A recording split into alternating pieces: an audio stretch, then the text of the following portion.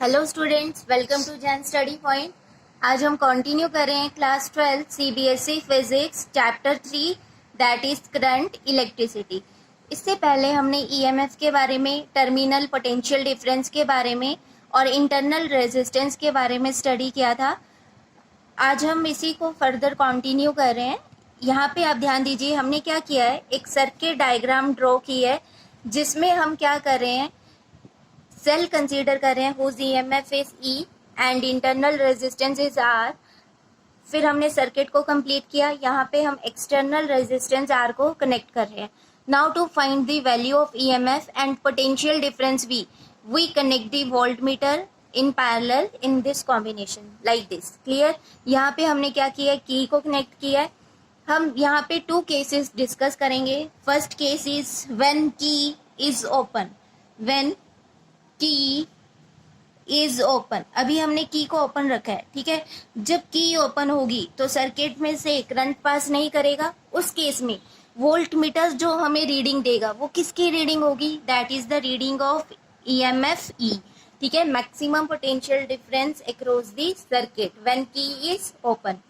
फिर हमने क्या किया, की को क्लोज कर दिया। व्हेन की इज क्लोज्ड, उस केस में जब हम की को क्लोज कर देंगे तो वोल्ट मीटर हमें जो रीडिंग देगा वो रीडिंग किसकी होगी, that is the reading of terminal potential difference V। That is the reading of terminal potential difference V। अब हम क्या कर सकते हैं, जो हमारा ये सर्किट है, इस सर्किट को हम इस तरह से भी ड्रॉ कर सकते हैं। यहाँ पे हम क्या कर रहे हैं, हमारे पास सेल है whose EMF is E and internal resistance is R। इसके पैरेलल में हमारे पास क्या कनेक्टेड है, voltmeter is connected in parallel. फिर हमारे पास एक्सटर्नल रेजिस्टेंस है R। ये सारे हमारे पास किस में है, these all are connected in parallel like this. तो आप देख सकते हो पैरेलल में पोटेंशियल हमेशा क्या रहता है, सेम रहता है, ठीक है।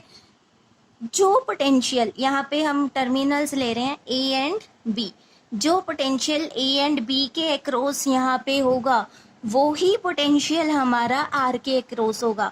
अब आप फिगर को देख के ये जो पॉइंट है ये आपको क्लियर हो गया होगा, बिकॉज पैरेलल कॉम्बिनेशन में हमें पता है कि पोटेंशियल हमेशा क्या रहता है, सेम रहता है।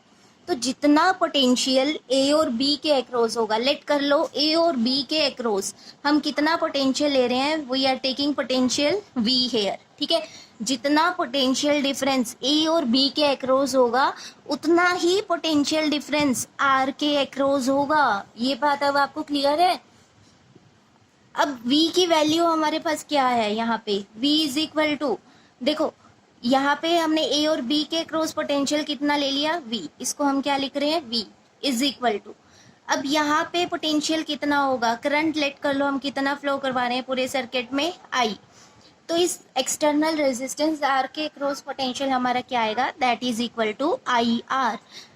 ये पॉइंट आई थिंक अब आप सबको बहुत अच्छे से क्लियर हो गया होगा। हमने इससे पहले वाली वीडियो में भी ये पॉइंट डिस्कस किया था कि टर्मिनल पोटेंशियल डिफरेंस को हम एक्सटर्नल रेजिस्टेंस R की टर्म्स में भी डिफाइन कर सकते हैं।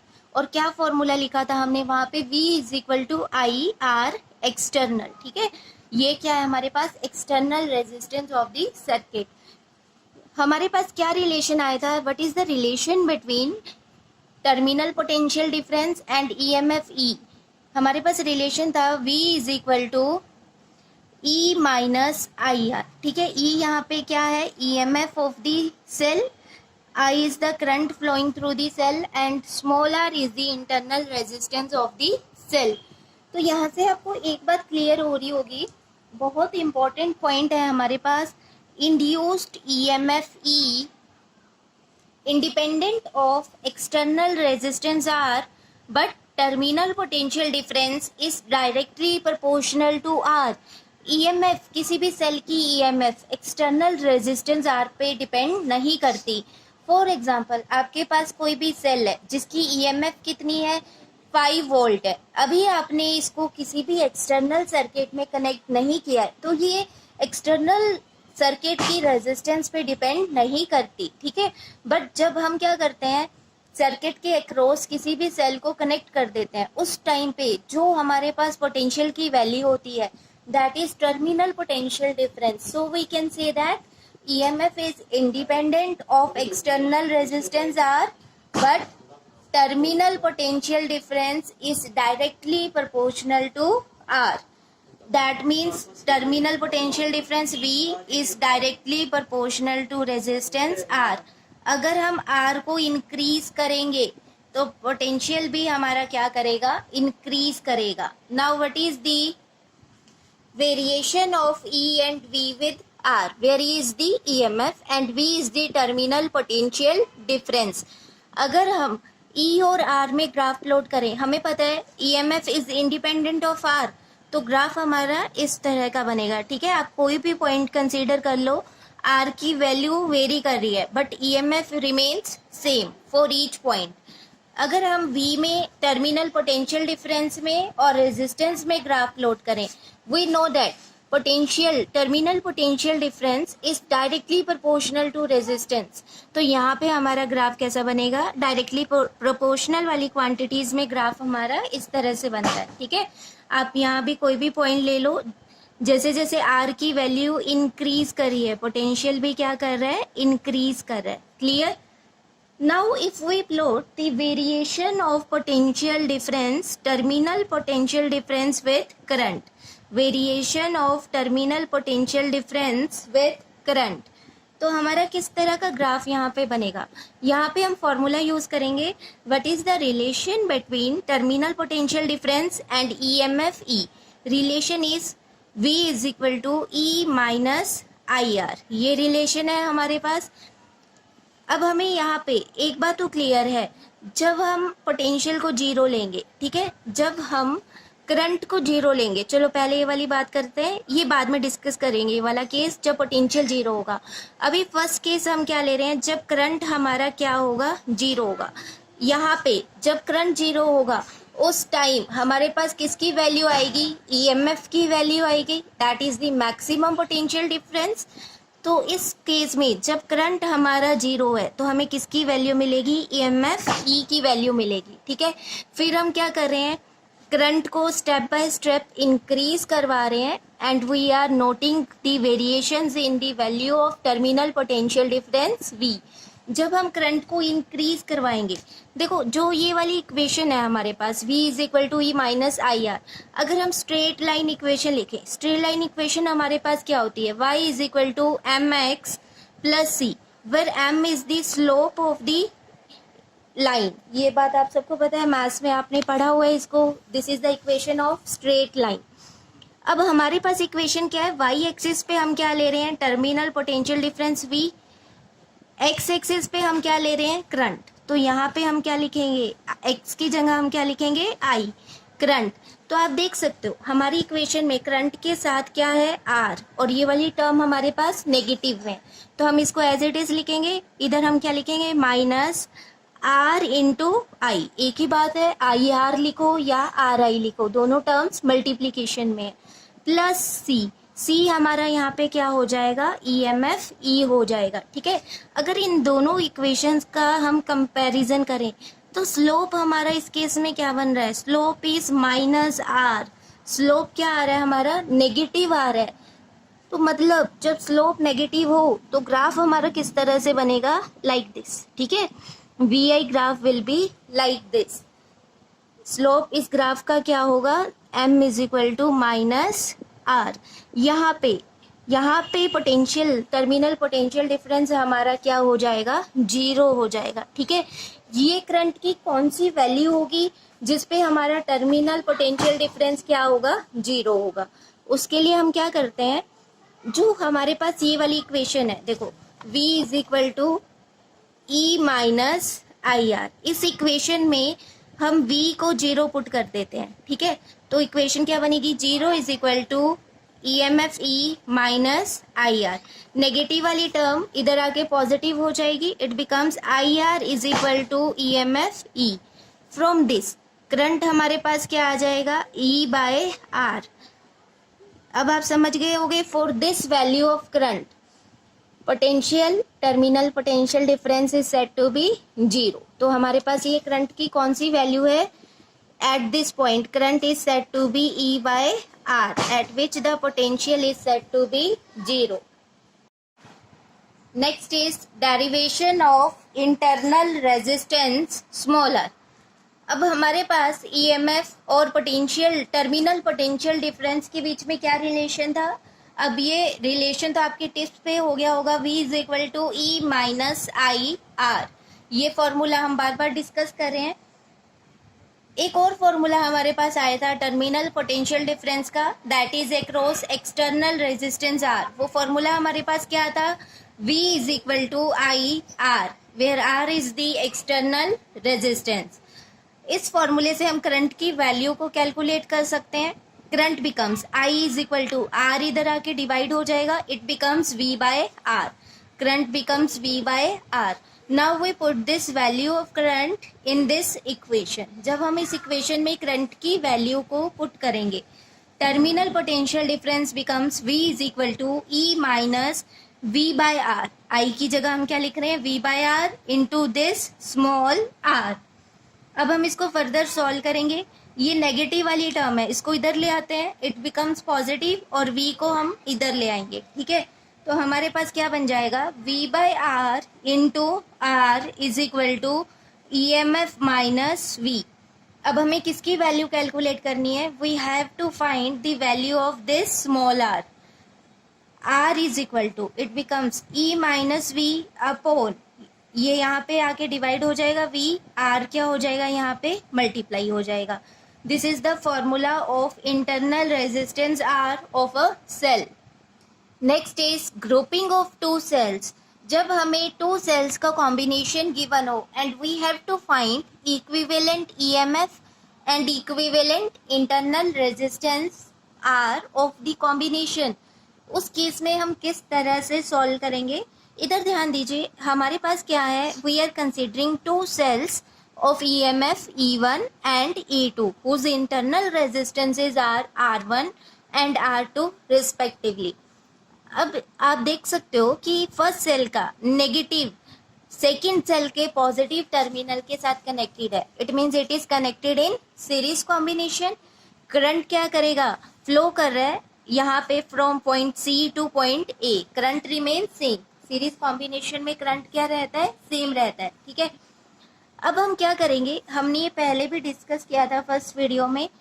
इक्विवेलेंट ईएमएफ को कैलकुलेट करने के लिए हम यहाँ पे एक पाथ सिलेक्ट करेंगे। ठीक है, लेट कर लो पाथ हमारा किस तरह का है, like this, from C to A. ठीक है, हमें पोटेंशियल डिफरेंस कहाँ पे कैलकुलेट करना है? Between point A and C. तो हमने एक पाथ कंसीडर कर लिया from C to A. Let the potential at C. C पे हम कितना पोटेंशियल ले रहे हैं? V C. ठीक है, वी सी क्या रिप्रेजेंट कर रहा है? पोटेंशियल एट सी।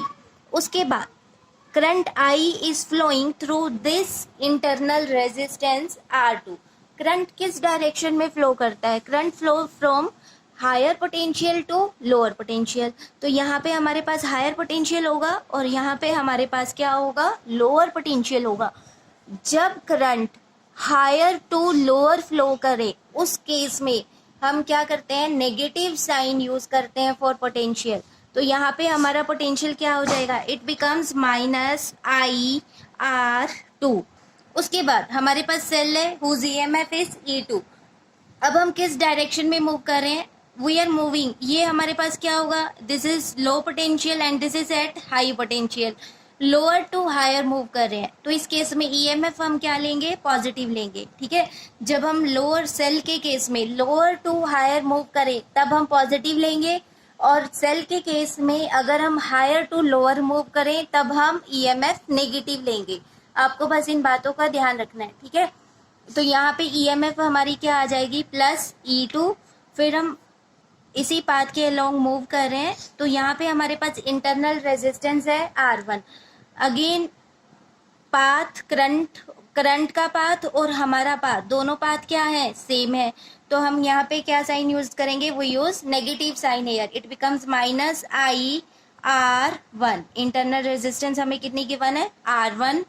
फिर हमारे पास सेल है जिसकी ईएमएफ क्या है? E1। we are again moving from lower potential to higher potential, so EMF said to be positive here, plus epsilon 1 is equal to, what is the potential at this point A? It is VA. ठीक है, इस तरह से हमारे पास equation बन जाएगी।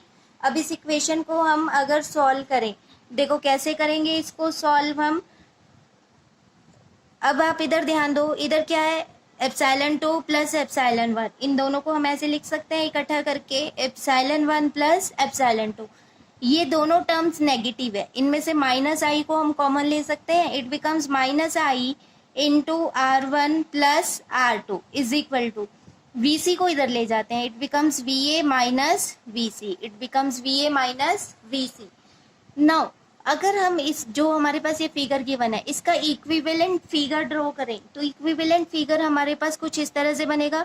This is the A terminal and this is the equivalent circuit of the given two cells. ठीक है, इस सेल की हम EMF क्या ले रहे हैं, E इक्विवेलेंट, इंटरनल रेजिस्टेंस हम क्या ले रहे हैं, R इक्विवेलेंट।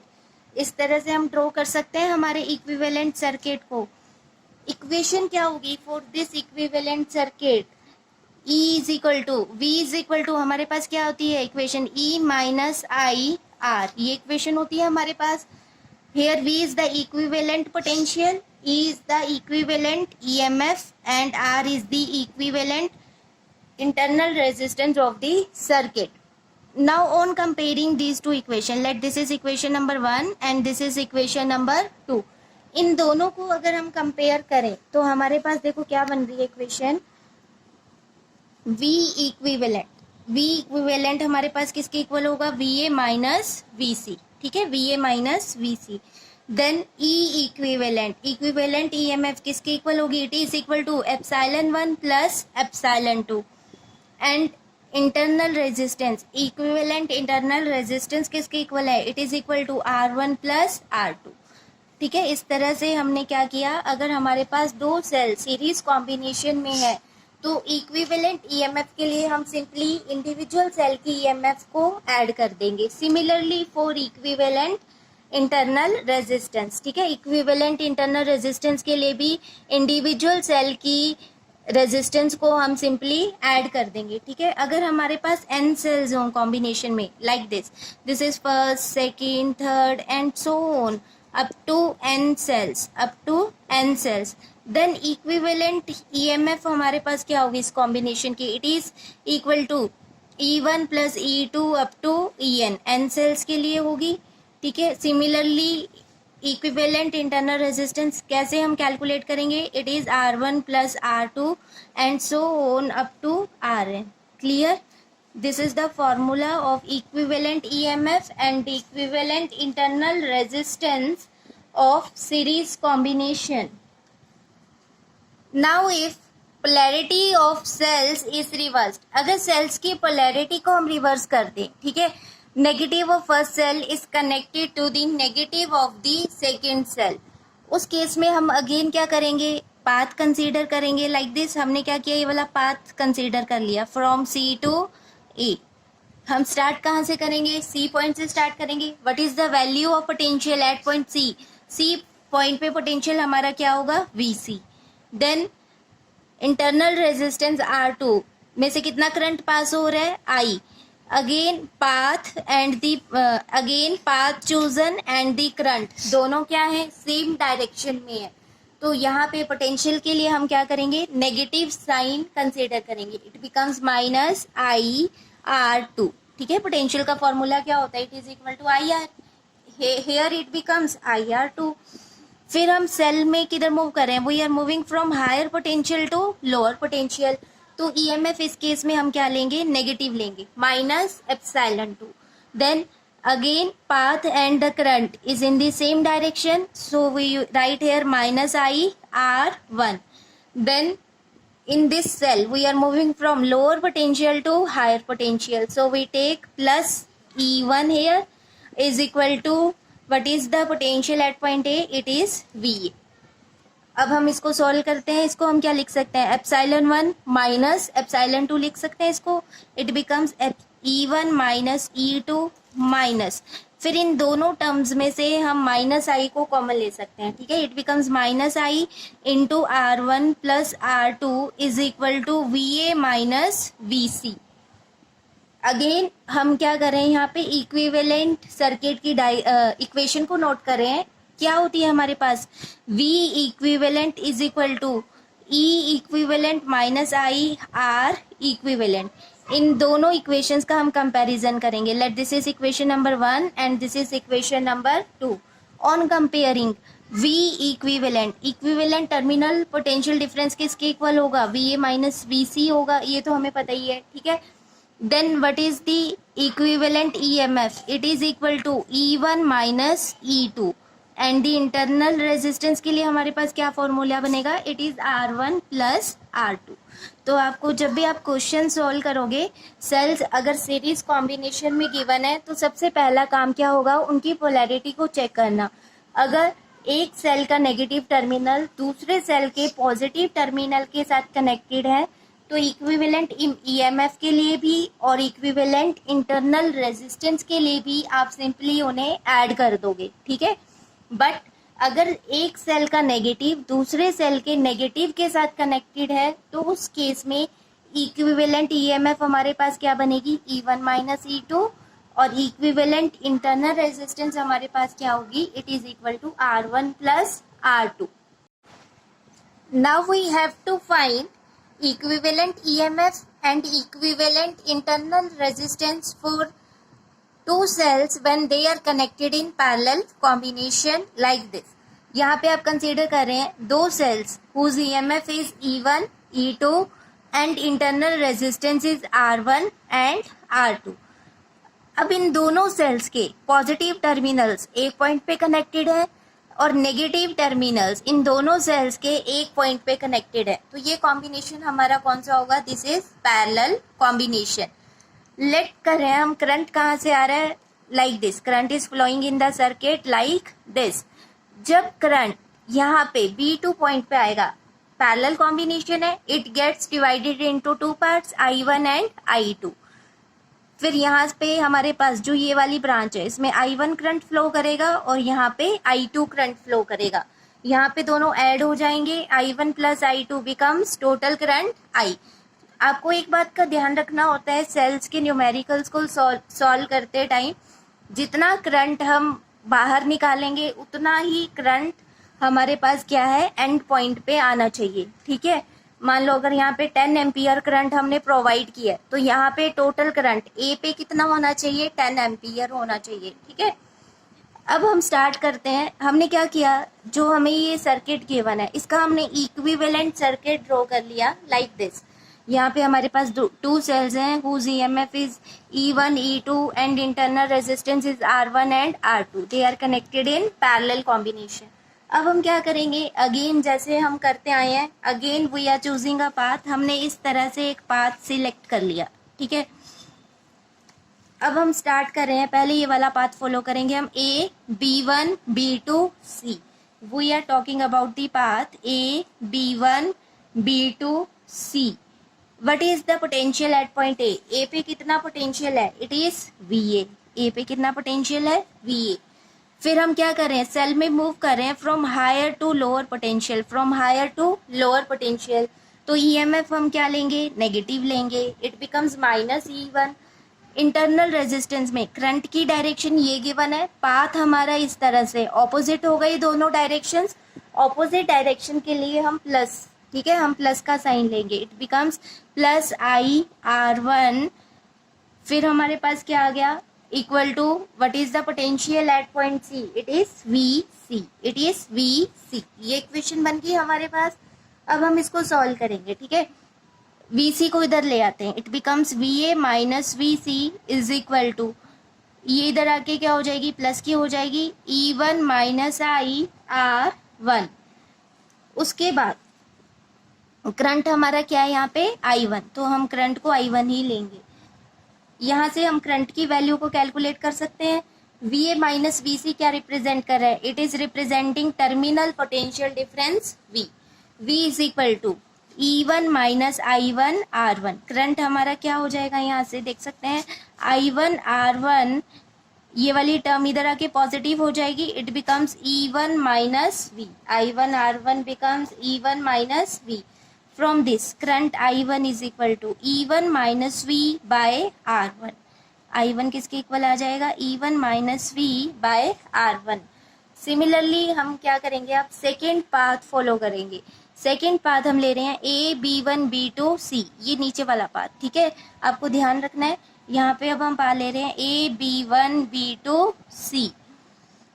अगेन अप्लाई करवाओ सेम इक्वेशन पोटेंशियल के लिए. खुद से वीडियो को पॉज करके आप करके देखो इस इक्वेशन को. What is the value of potential at point A? It is VA. Next फिर हम क्या कर रहे हैं, सेल में मूव कर रहे हैं from higher potential to lower potential. EMF क्या लेंगे हम? नेगेटिव लेंगे, -E2. Again current is flowing in this direction and we are moving in this direction. Opposite path आ गया तो साइन हम क्या लेंगे? पॉजिटिव लेंगे. It becomes plus IR2 is equal to what is the potential at point C? It is VC. Same way में हम solve करेंगे फॉर I2. करंट हमारा क्या है इस केस में? I2 है. ठीक है, VC माइनस VA, या फिर आप ऐसे ले आओ इसको, VA minus VC is equal to epsilon 2 minus I2 R2.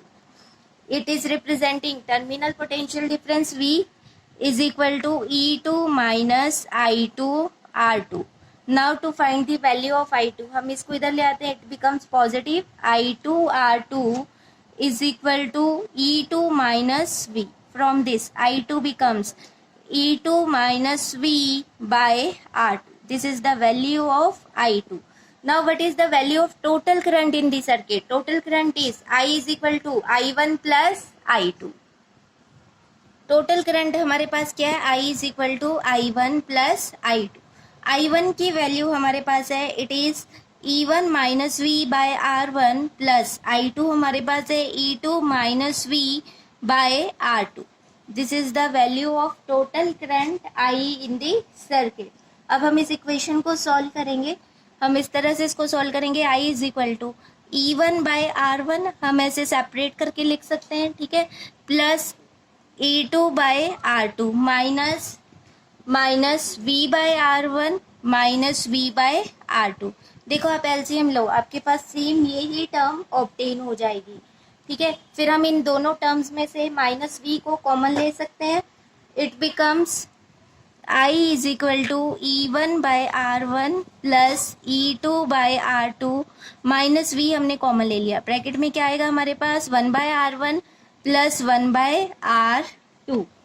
ये नेगेटिव वाली टर्म है. नेगेटिव वाली टर्म को हम इधर लेके जाएंगे. It becomes positive. V into 1 by R1 plus 1 by R2 is equal to E1 by R1 plus E2 by R2 minus I. ये टर्म हमारे पास बन जाएगी. ठीक है, now to find the value of V, हम क्या करेंगे, इस पूरी इक्वेशन को 1 by R1 plus 1 by R2 से डिवाइड करवा देंगे. तो हमारे पास क्या इक्वेशन बनेगी? V is equal to E1 by R1 plus E2 by R2 upon में क्या आ जाएगा? 1 by R1 plus 1 by R2 minus I upon 1 by R1 plus 1 by R2. इस तरह से हमारे पास ये इक्वेशन बन गई. अब हम इसको फर्दर सॉल्व करेंगे. ठीक है, ये हमारे पास बेसिकली क्या है? इक्विवेलेंट सर्किट की इक्वेशन हमारे पास क्या होती है? V is equal to E equivalent minus I into R equivalent. Terminal potential difference के लिए ये इक्वेशन होती है हमारे पास. E इक्विवेलेंट हमारा क्या आएगा? अगर हम कंपेयरिंग करें, इन दोनों इक्वेशंस का कंपैरिजन करें, E इक्विवेलेंट हमारे पास बनेगा E1 by R1 plus E2 by R2 upon में 1 by R1 plus 1 by R2. ठीक है, अब हम क्या करते हैं, इसका एलसीएम ले लेते हैं. जब हम एलसीएम लेके इसको सॉल्व करेंगे तो हमारे पास क्या बन जाएगा? It becomes E1 R2 plus E2 R1 upon में क्या आएगा? R1 into R2. हमने एलसीएम ले लिया. अपॉन अगेन हम क्या कर रहे हैं? एलसीएम ले रहे हैं. It becomes R2 plus R1 upon R1 into R2. R1 R2 cancel हो जाएंगे. तो इक्विवेलेंट EMF हमारे पास क्या आ रहा है? E1 R2 plus E2 R1 upon में R2 plus R1. This is the value of equivalent EMF of two cells in parallel combination. Now what is the value of equivalent resistance? It is equal to देखो हमारे पास ये वाली equation है, ठीक है। Are equivalent हमारे पास क्या होगा, 1/दिस टर्म, ठीक है, 1/दिस टर्म। तो आप कैसे लिखोगे, R equivalent is equal to 1/r1 plus 1/r2। हम एलसीएम लेंगे तो हमारे पास क्या बन जाएगा, it becomes r1 into r2/r1 plus r2। This is the value of equivalent resistance of two cells in parallel combination. या फिर हम इक्विवेलेंट रेजिस्टेंस को ऐसे भी लिख सकते हैं, 1/r equivalent is equal to 1/r1 plus 1/r2, ठीक है। This is the formula of equivalent internal resistance R. अब हमारे पास दो इक्वेशंस हैं, this is equation number 1 and this is equation number 2। अगर इन दोनों इक्वेशंस को हम डिवाइड कर दें, ठीक है, it becomes E equivalent by R equivalent is equal to E1 R2 plus E2 R1 upon R2 plus R1 upon में हमारे पास क्या आएगा, R1 into R2 by R2 plus R1। R2 plus R1, R2 plus R1 cancel हो जाएंगे। हमारे पास क्या आएगा, E equivalent by R equivalent is equal to E1 R2 plus E2 R1 upon R1 into R2। अगर हम terms को separate करें, ठीक है, ये टर्म्स क्या है, एडिशन में है, अगर इन्हें हम सेपरेट करके लिखें तो हमारे पास क्या आएगा, E1 R2 by R1 into R2 plus E2 R1 upon R1 into R2। इस तरह से हम लिख सकते हैं। R2 से R2 कैंसिल हो जाएगा, R1 से R1 कैंसिल हो जाएगा। It becomes E1 by R1 plus E2 by R2। Clear? This is the ratio of equivalent EMF upon equivalent internal resistance R for the combination of two cells when they are connected in parallel. Next is, if n cells of EMF E1 E2 up to En and internal resistance R1 R2 up to Rn are connected in parallel, then equivalent EMF and equivalent internal resistance is, equivalent internal resistance हमारे पास क्या बनेगी, it is equal to 1/r equivalent is equal to 1/r1 plus 1/r2 plus so on up to 1/rn, ठीक है। The ratio of E equivalent by R equivalent in this case is E1/r1 plus E2/r2 up to so on up to En/rn, clear, so on up to En by Rn. Next, if two cells in parallel are of same EMF E and same internal resistance R, then अगर हम parallel में दो sales connect करें जिनकी EMF भी same है और internal resistance भी सेम है, उस केस में इक्विवेलेंट EMF हमारी क्या बनेगी, ये वाला फॉर्मूला हम अप्लाई करेंगे, ठीक है। E1 is equal to E2 is equal to E and R1 is equal to R2 is equal to, हम यहाँ पे क्या पुट करेंगे, R, ठीक है। क्या इक्वेशन बनेगी हमारी, E into R plus E into R by R plus R। It becomes 2ER upon 2R, 2 से 2 कैंसिल, R से R कैंसिल। इक्विवेलेंट EMF हमारे पास किसकी इक्वल आ गई, E। That means for parallel combination of cells which have same EMF E and same internal resistance R, equivalent EMF is equal to EMF of individual cell, ठीक है। equivalent EMF is equal to EMF of individual cell. Now in this case, equivalent internal resistance becomes 1/R equivalent is equal to 1/R plus 1/R. It becomes 2/R. 1/R equivalent किसकी equal आ जाएगा, 2/R. Equivalent resistance becomes R/2. Resistance का क्या हो रहा है यहाँ पे, half हो रहा है, ठीक है। Now what are the rules for parallel combination of cells? The equivalent EMF of parallel combination of cells is equal to EMF of one cell, as this combination only increases the size of electrodes and not effective EMF of all cells. अगर हम क्या कर रहे हैं, बहुत सारे n cells को parallel combination में कनेक्ट कर रहे हैं जिनकी EMF क्या है, सेम है, देन इक्विवेलेंट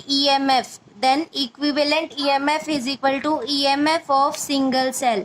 इट मीन्स इस केस में, पैरेलल कॉम्बिनेशन के केस में EMF इंक्रीज नहीं कर रही, simply it increases the size of electrodes and not effective EMF of the sales.